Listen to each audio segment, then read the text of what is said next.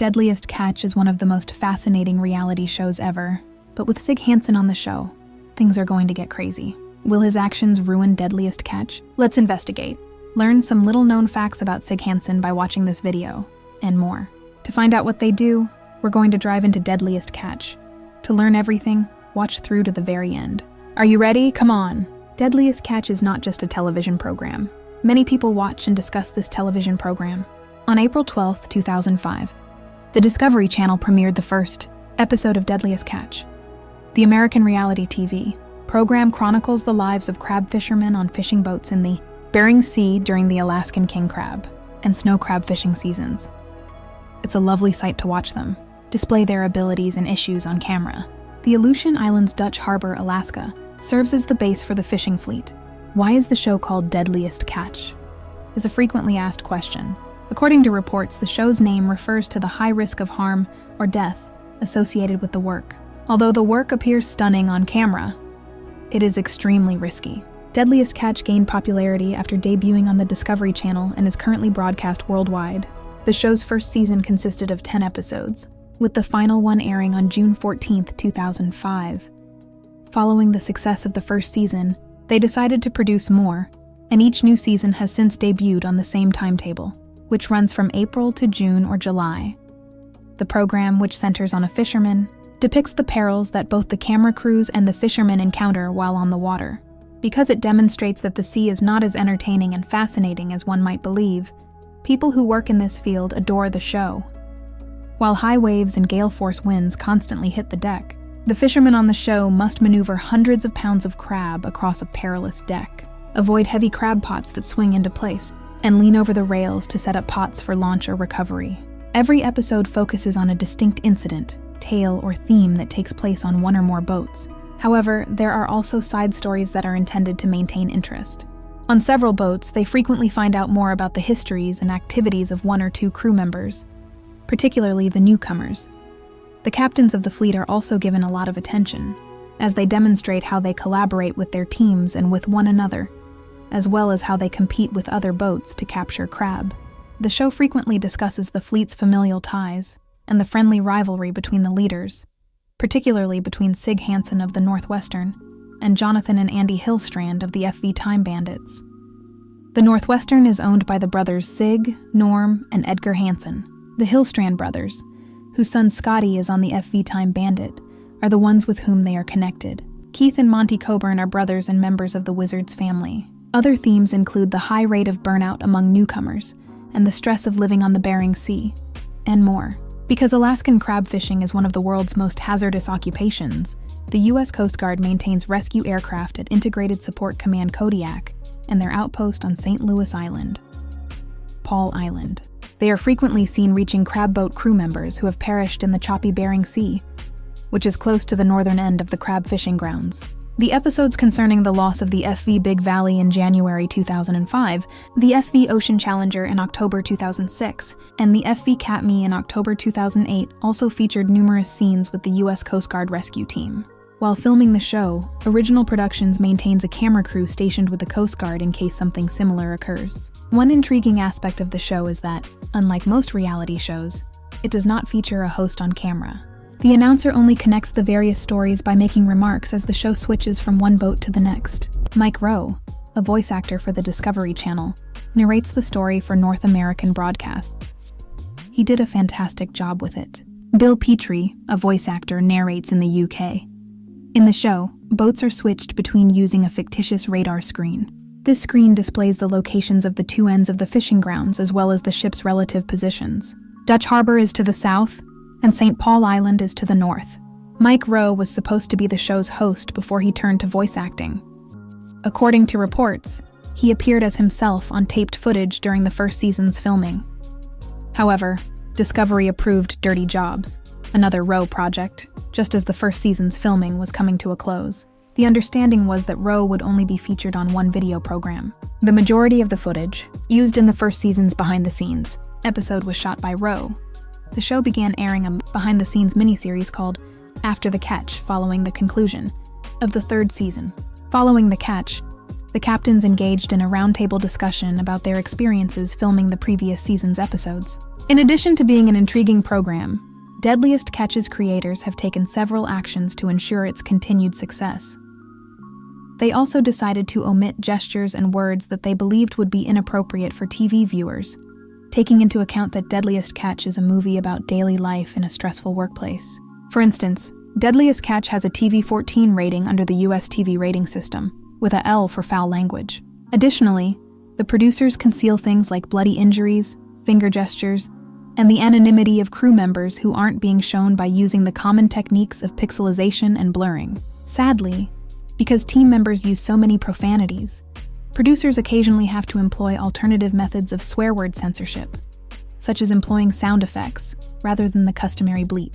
The Bon Jovi song "Wanted Dead or Alive" served as the primary theme for the episodes that aired after the first season concluded, and more. Over the course of the series, the theme song was eventually cut down, and it was never used again after season 11. The show did a good job of illustrating the many risks and dangers that are present. Let's investigate that further. According to historical records, one of the riskiest occupations in the US has long been commercial fishing. According to data released by the Bureau of Labor Statistics later in 2006, commercial fishing had the highest death rate at work, with 141 fatalities, 7 out of 100,000. This was nearly 75% higher than the death rate for miners, flight engineers, and pilots, the next most dangerous occupations. Additionally, many believe that Alaskan king crab fishing is even riskier than conventional industrial fishing. Why? Crabs are caught during the crab fishing season, which is rough in the Bering Sea. The pilot episode claims that during the major crab seasons, nearly one fisherman perishes every week, and that nearly every crew member on the majority of boats sustains injuries. The bad weather, which includes rogue waves, strong winds, and ice formations around the boat, increases the risks. Additionally, there was the danger of operating such large machinery on a moving boat deck. In 2025, there were over 300 fatalities for every 100,000 Alaskans who fished for king crabs. Drowning or being too cold accounted for over 80% of those fatalities. You'll be surprised to hear that the show wasn't shot under ideal conditions. The final year of the first season's Derby-style king crab fishing was used for filming. Other seasons have been established since the quota system was modified. This is a process known as rationalization. In the previous Derby format, numerous crews fought to capture crabs in a set amount of time. Established owners, such as those in the show, have been assigned quotas that they can complete at their own speed under the new individual fishing quota system. The primary motivation for changing the fishing regulations was the expectation that it would be safer. It was also believed that by lowering the amount of crab available on the market, a quota system would increase crab prices. A large number of foreign crab rendered some of the gains ineffective later in the 2006 season, because the owners of many small boats believed their portion of the quotas was insufficient to cover their operating expenses. Many workers lost their jobs during the rationalization process. The first season using the IFQ method required roughly 89 larger boats with high quotas. More than 250 boats had dropped the fleet. On the show, the fishermen have struggled. The show's portrayal of the hardships of life at sea, including the actions of the fishermen who cannot tolerate poor work or errors due to their constant danger, is one of its key features. New fishermen who were receiving critical criticism and occasionally being harassed by more seasoned deckhands were also featured in many of the series shows. In another instance, a novice fisherman ascended a ship's bridge to chastise his captain for remarks he believed to be unjust. Unfortunately for him, he was fired as soon as the ship returned to port. Later, there was a fight on the fishing boat Wizard in another event that was captured on camera. An experienced fisherman who had been beating and harassing the new sailor was sucker punched by the new sailor during the altercation. Once more, as soon as the ship arrived at port, the greenhorn was fired, which caused conflicting emotions among the show's viewers. Because the reality show is more well-liked and engaging, they decided to create behind-the-scenes content. The behind-the-scenes special included information about the production process of the show. A 2-person TV crew also resides on each boat. Making things has not been simple. I was exhausted from the hard work. The crew carries Sony HVR Z5U and HVR Z7U HDV cameras, which are used to record the majority of the show. One was placed in the wheelhouse, and the other on the upper deck. Additional information was provided by 4 stationary cameras that are permanently positioned throughout the ship and continuously record. Shots were taken from various good locations outside the boat to improve the show. To do this, a number of instruments were employed, including a cameraman on a chase boat and a helicopter to capture video close to the bay. In Season 1, the primary chase boat was the FV Time Bandit. Additionally, the crew employs underwater cameras, like the one on a crab pot in Season 2, to capture the recovery process from the crab's perspective. Beginning with Season 3, one was placed on a submersible boat, and the other was placed in the main crab tank. 2 additional shooting methods were later revealed in the Season 9 behind-the-scenes special. When the king crab fleet departed, there were divers on the bottom of Dutch Harbor and close to the boats.